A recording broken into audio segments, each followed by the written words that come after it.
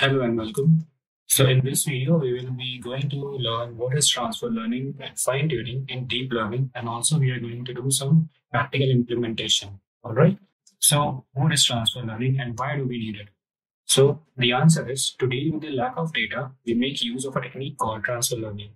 So it is basically a method that allows us to use knowledge gained from other tasks in order to tackle new but similar problems quickly and effectively. As you can see in the image itself, for instance, in the case of humans, using the knowledge of biking will make it easier to learn motorcycling, right?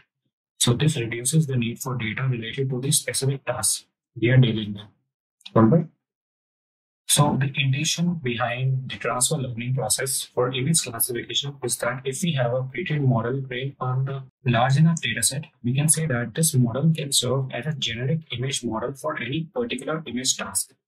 So what we can do is we can take advantage of these learned features without having to start from scratch by training a large model on a large dataset. All right. So it reduces the time and the cost also. So therefore, here we simply add a new classifier on top of the pre-trained, or you can say base model, which will be trained from scratch so that we can adapt the previously learned features for the data set. All right. Now, if we talk about fine tuning, it is a way of transfer learning. So as a model is applied on a new problem, so you need to adapt it to suit your problem, right? So hence we need to tune it, or we can say fine tune it. It may involve fine-tuning some parts of the network, like phasing the layers, and only update the required layers of the base model for the problem that you're going to solve. So generally, we use the top layers of the network. Example, if you use a network that is trained on a large dataset consisting of 1,000 classes, now you can fine-tune the network to adapt only 10 classes as per your requirements. Okay, so that is what I was trying to explain here, the basis of this example. So therefore, we unfreeze a few of the top layers, the base model, and jointly train both the newly added classifier layers on the top and the last layers of the base model. So this allows us to fine-tune the higher order features in the base model in order to make them more relevant for the specific task. So when do we use transfer learning? So we generally use it when we don't have enough resources, like it requires a lot of computation power, right? Training a huge amount of data on a huge model. So that requires a lot of computation power and also time. So here are some key points that we discussed in the last few minutes. So I think you can keep a note on these. So now things we should consider while applying it or while applying transfer learning. All right. So lower the learning rate to adjust the weights without mixing their meaning for the network. So because if we speed up the learning rate, we will have poor results due to the big steps in the gradient descent optimization. This can lead to a state where the network cannot find the global minima, but only a local one. All right. I hope you know how gradient descent algorithm works in case of deep neural networks. So, and the second point, always make sure that the data set that you have is somewhat similar to the data on which the pre-trained model was trained on. All right. Otherwise, it will lead to unsatisfactory results. So this was all for the theory part, and now we will straight dive into the implementation part, so that will make you understand it more better. All right. So let's switch to our Colab notebook. So here I have my Colab notebook, and also I will like to show you this website and also urge you to visit it. So we have tfhub.dev. So this is basically Tensorflow website for pre-trained models on various domains. For example, text domain, image problem domains, classification, object detection, video problem domains, audio problem domains. All right, you will get all the pre-trained models here. Okay, so please do visit this website in order to get more insights about transfer learning and fine tuning. All right. Okay, so let's get back to our Colab notebook and try to implement transfer learning in TensorFlow 2 and Keras. Let's say transfer learning. All right. So first of all, I will connect it. And I will change the runtime to GPU and save the notebook. Okay. So now let's connect to a Google Drive from which I will get the data in which we are going to perform the transfer learning. So from Google.colab import drive and drive.mount slash, I think it's slash content slash drive, right?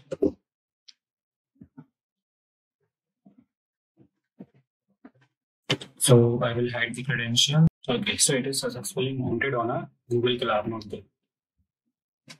So now I will get the path of the data, and I will also provide the link in the description of this video. So here we can go to Drive and My Drive, and I'll say unzip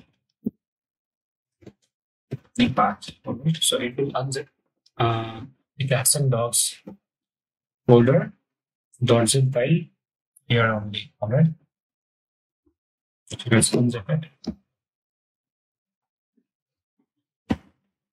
Done. Right, so let's clear the output and let's say where. Okay, so here it is. As you can see, the structure of the data here inside the main folder, we have train and validation. All right. So inside train, we have two classes, that is cats and dogs.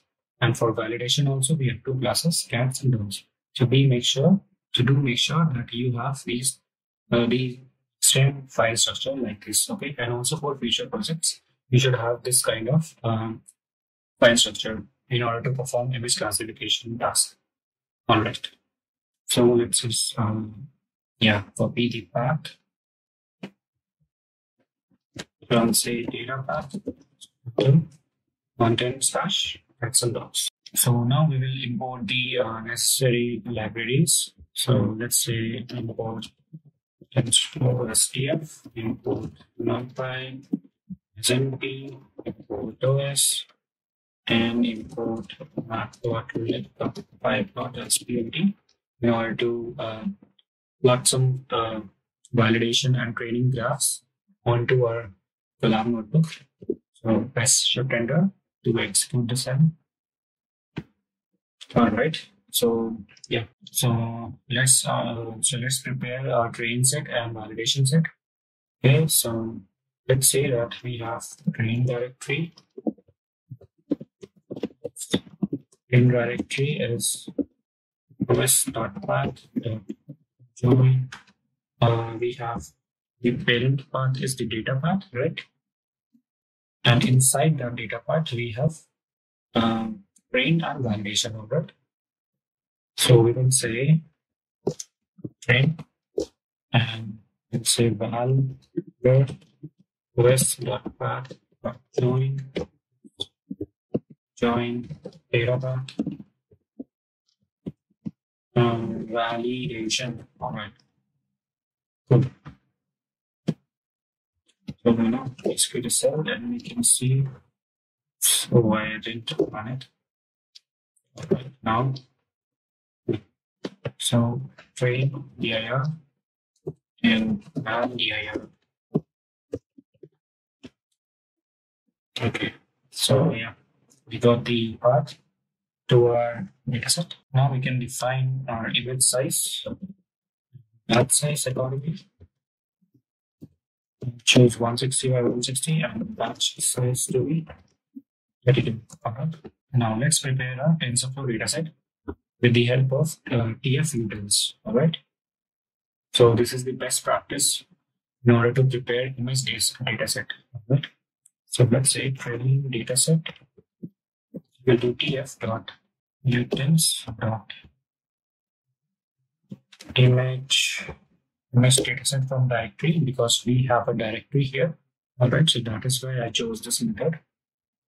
And here we can provide some arguments.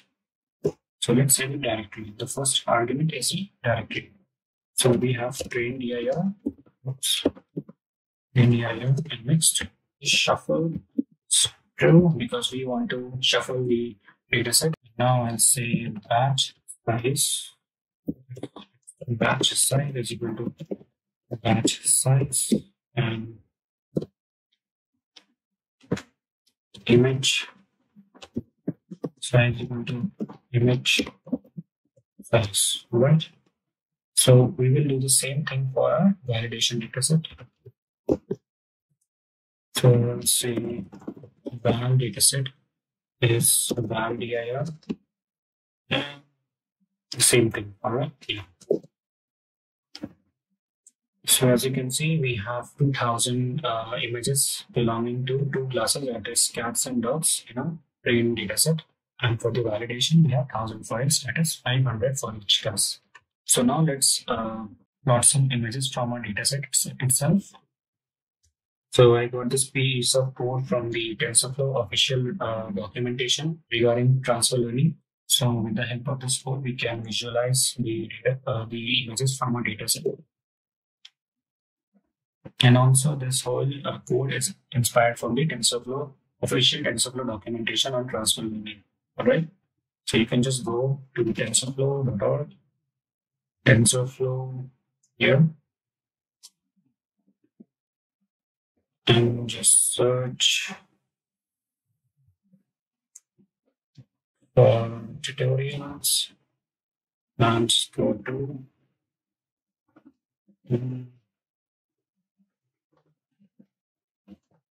let's search your transfer learning.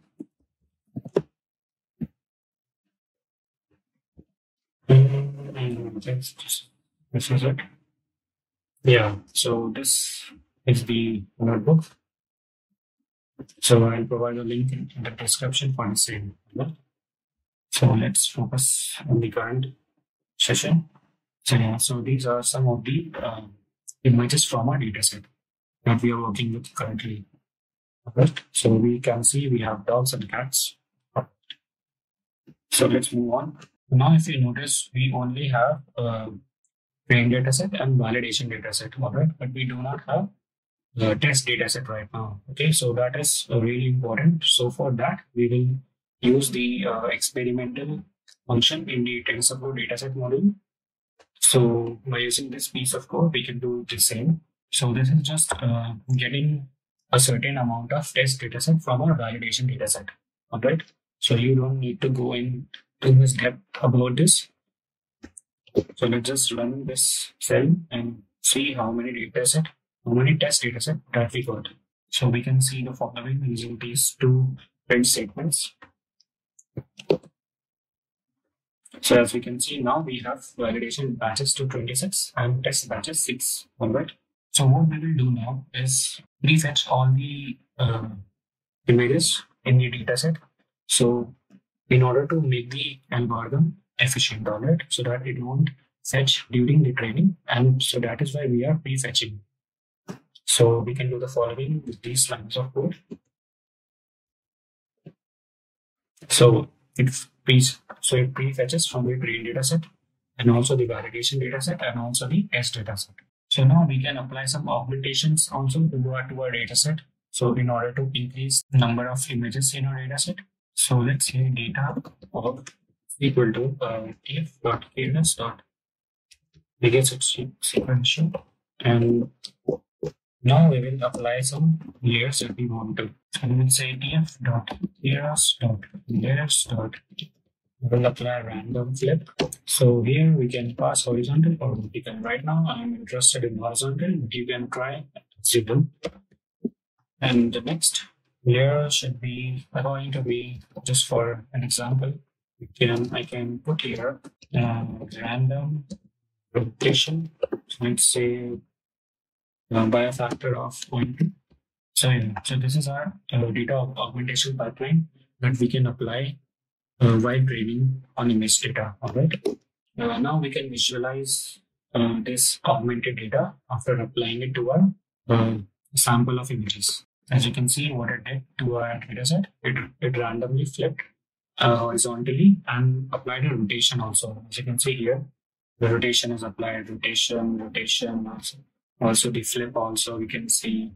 So this is how we can apply data augmentation in our image dataset. All right. So this will increase your performance of the model and also the general behavior of your model.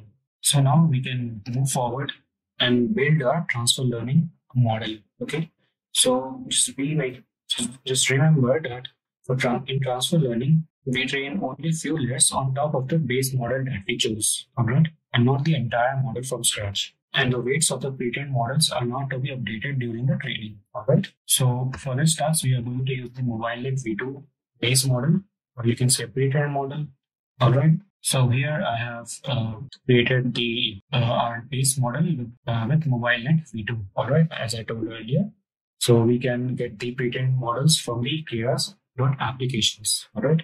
And we can put the image shape and include top, as we do not need the top of the base model because we are going to create our own top head, that is our own top classifier, and add it to this base model, right? So that is why we do not need the top. So weights, we will get the imagenet weights trained on the imagenet data, all right?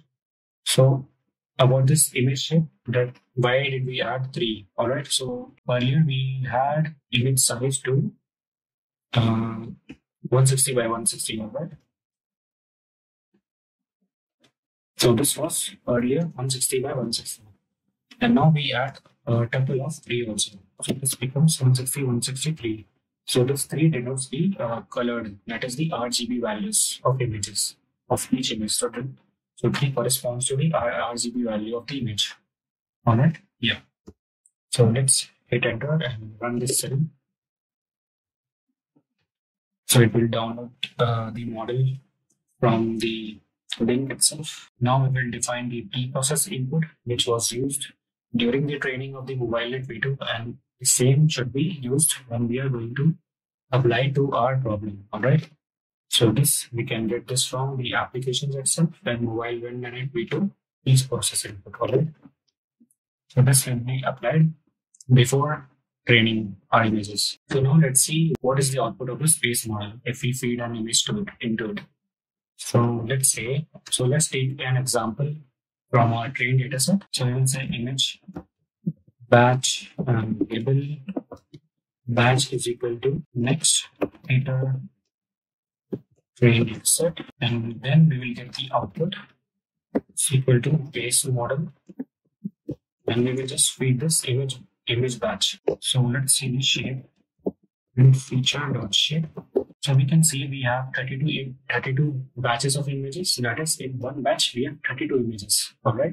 So, and for each image, the base model converts 160 into 3 dimensions of image into 5 plus 5 plus 1 to 8 0 dimensions. All right. So this is what this base model gives us. All right.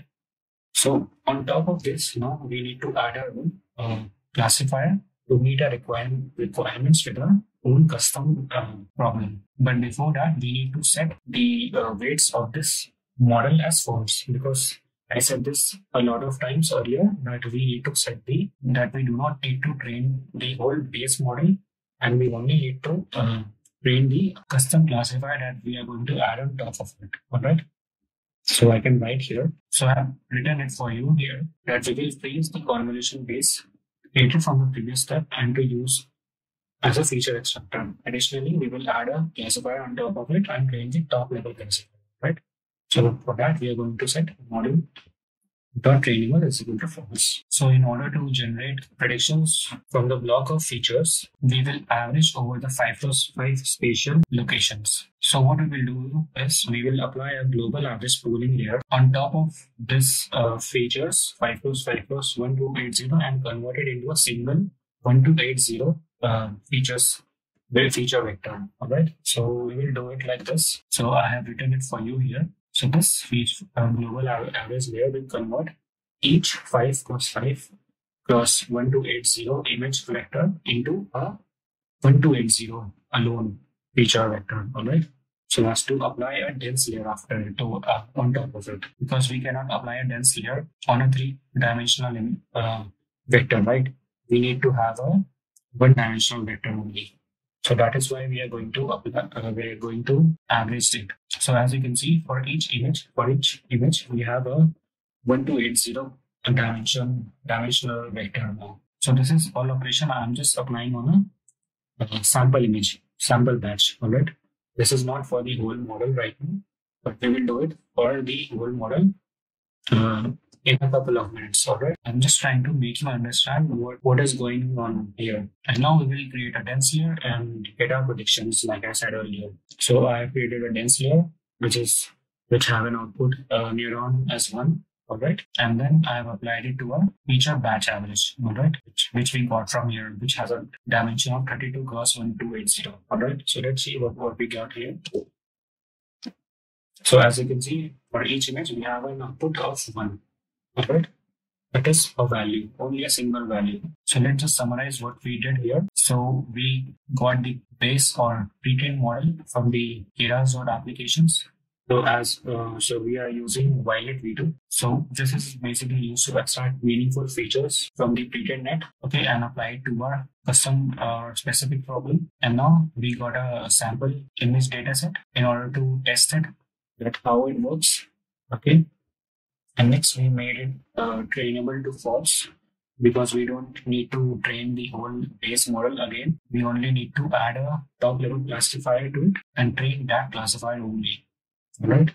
And next we applied a global average pooling layer in order to convert the 3-dimensional vector to a 1-dimensional vector. And finally, we applied a dense layer in order to get the output as one value. So now we can go ahead and create our own top head classifier. So now we can, so the first layer should be the inputs layer. Okay, so that will be coming from tf.keras.input layer. And here we will provide the shape as,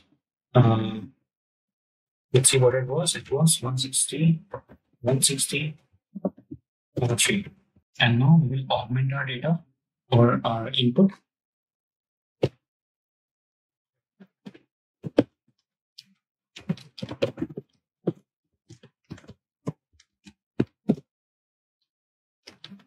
So the input layer is now augmented, and next we will pre-process it according to the MobileNet V2 configurations.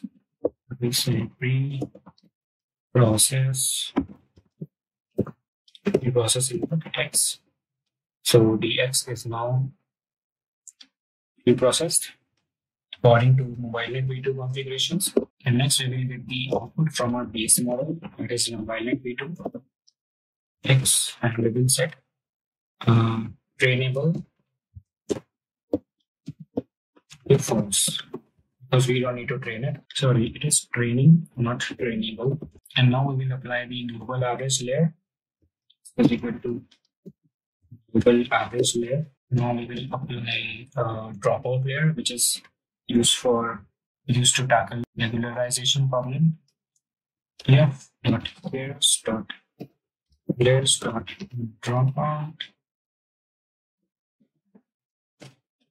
Dropout. Let's say 0.2, and we will pass the input here X. All right. So this input gets applied to here, and finally the output layer, which is equal to prediction layer here X. All right. And now we can form the model. So we can say model is equal to tf.keras. I think it's model in. And here we will provide the inputs and outputs. Now we can hit shift enter. So this is our classifier, our own classifier on top of the base model. So now we can define a base learning rate. Let's say 0.001. And now we can compile our model.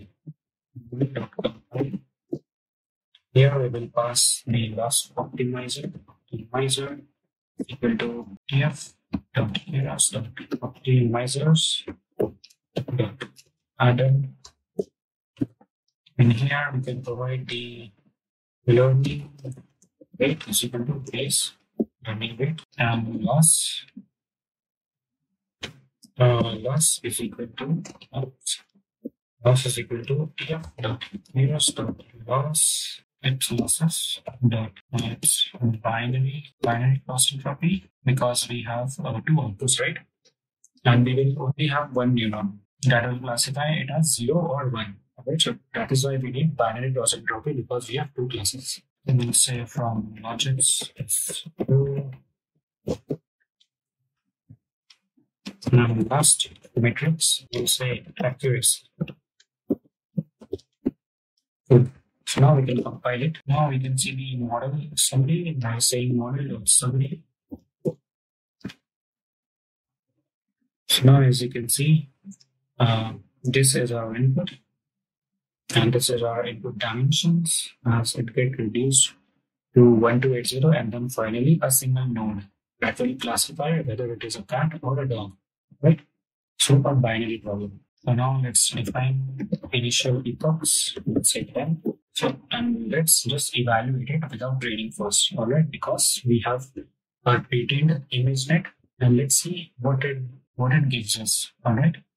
So let's say loss 0 and accuracy 0 is equal to a model dot evaluate on validation dataset.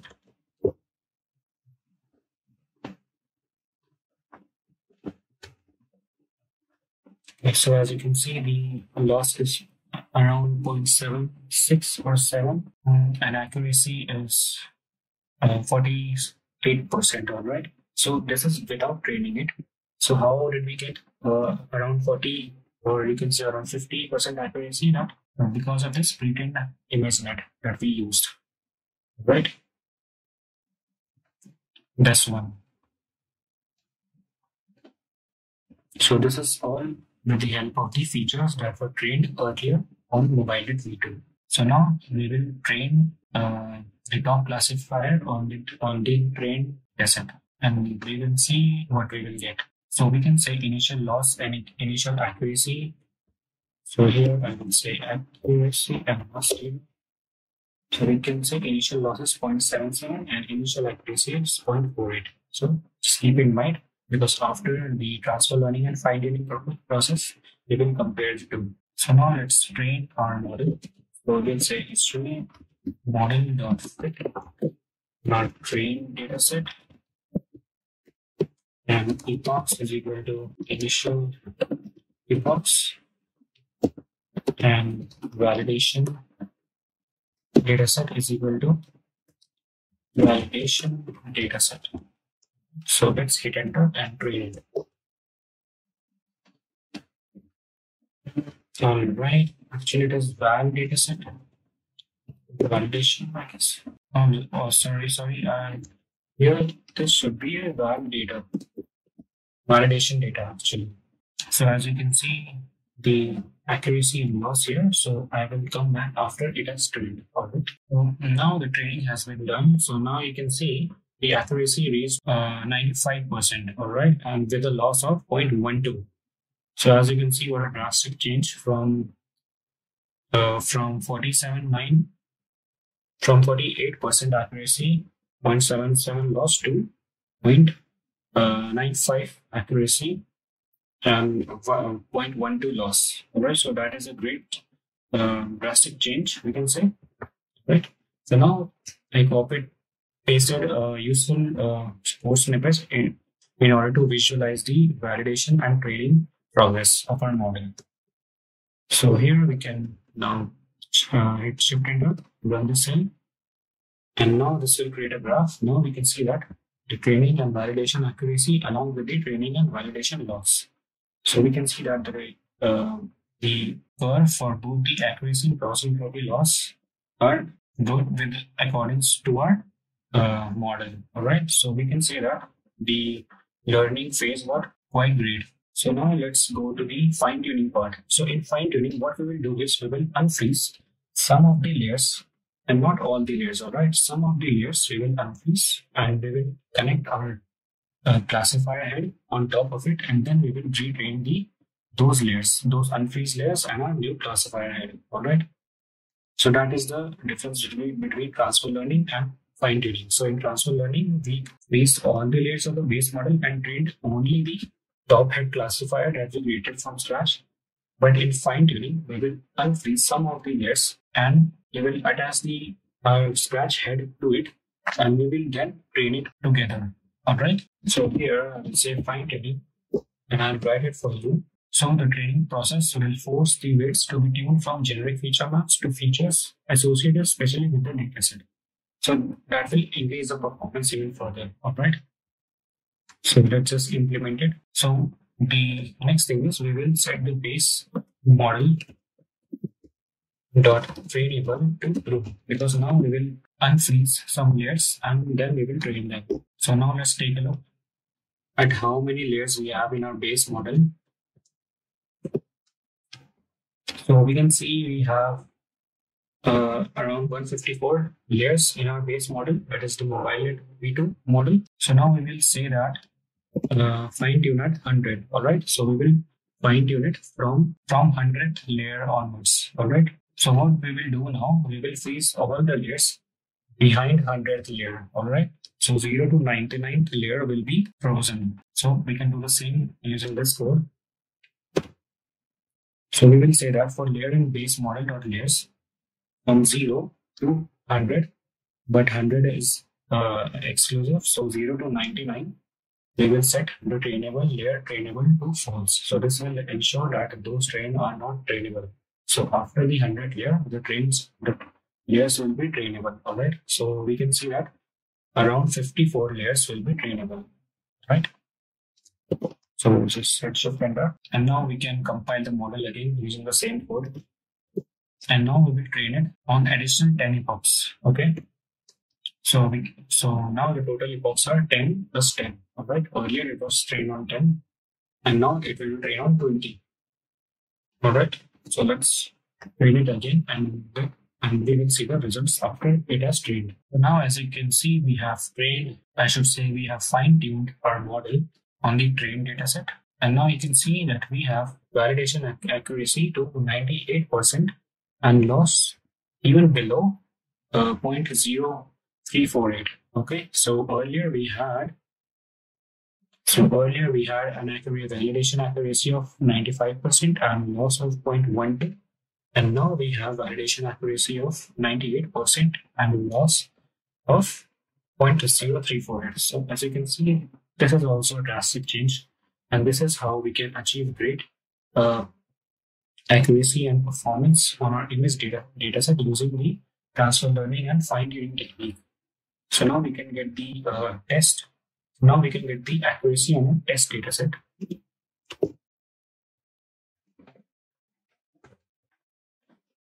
So as you can see, the test accuracy is approximately 99% accuracy. All right. So as you can see, this is amazing model, okay, that we have fine-tuned on our custom image dataset, that is on cats and dogs. So as you can see, we only had around 2,000 images for training, and by using the technique of fine-tuning, we achieved an accuracy of 99%. So that is a big achievement. So now what we can do is we can get this model to action, and we can get the predictions to our test dataset and get the labels also as the output labels. So with the help of this code, so we will get the image batch and the label batch, and then we will get the predictions on this image batch. And so after getting the prediction, we will apply a sigmoid function, which is an activation function.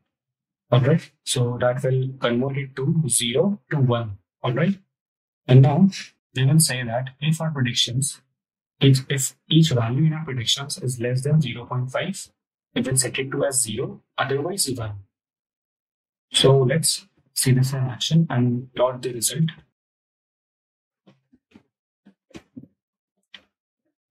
So now you can see it has classified it as dog. So it is a dog, and it is also dog, correct, cat, yes, cat, dog, and it is a dog, and it is also a cat.